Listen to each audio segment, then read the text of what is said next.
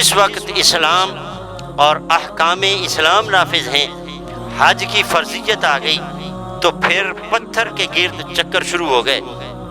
وہ بھی تو پتھر ہیں جو خانہ کعبہ کی تعمیر میں لگے ہوئے ہیں، اور پھر وہ حجر اسود بھی تو ایک پتھر ہے جس کو چوما جا رہا ہے۔ کچھ لوگ تانے دے رہے تھے، بلکہ مستشرقین نے تو یہاں تک لکھ دیا کہ حج بھی ایک قسم کی بت پرستی ہے۔ معاذ اللہ، پتھروں کے چکر کاٹے جاتے ہیں۔ پتھروں کے گرد چکر لگانے سے کیا ملے گا؟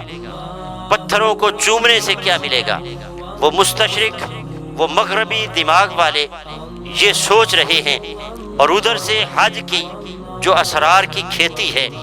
اس میں یہ پھول خوشبو عطا کر رہے تھے کہ یہ بت پرستی نہیں، بلکہ یہ تو زور توحید ہے کہ یہ انسان یہ بتانا چاہتا ہے کہ میں رب کو مانتا ہوں۔ جب اس نے روکا تو میں پتھروں سے پیچھے ہٹ گیا اور ہمیشہ کے لیے میں نے توبہ کر لی۔ یعنی اس وقت جب اسلام لایا اور لوگ بت پرستی چھوڑ کر ایمان کی طرف آ گئے، اور اب ایمان اتنا مضبوط ہو گیا ہے کہ اب پتھر کے گرد چکر لگاتا ہوں تو مجھے بت پرستی کا کوئی وہم نہیں پڑتا، اس واسطے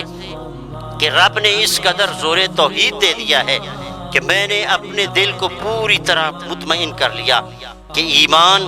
اللہ رب العزت کی مرضی کا نام ہے۔ اگر خالق کائنات نے پھر پتھروں کے گرد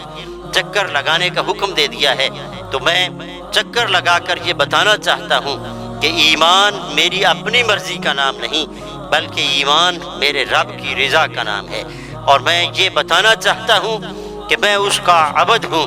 اس کا رقیق ہوں، اور تعبداً ورکن کے نعرے لگا کر کعبے کے گرد یہ بتانا چاہتا ہوں کہ وہ لوگ اور ہیں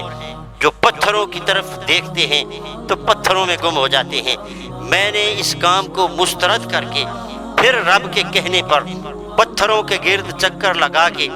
دنیا کو بتایا ہے کہ رب کی رضا کے حصول کے لیے جب کسی راستے میں چلتا ہوں تو اب کچا نہیں ہوں کہ یہ معمولی چیزیں مجھے میری توجہ کو ہٹا کر ان پتھروں کے گرد چکر لگا کر پھر بھی میرا ذہن 100% صاف ہے کہ ان پتھروں کا اپنا کچھ بھی نہیں ہے، جو کچھ دیا ہے وہ میرے ہی رب کا عطا فرمایا ہوا ہے۔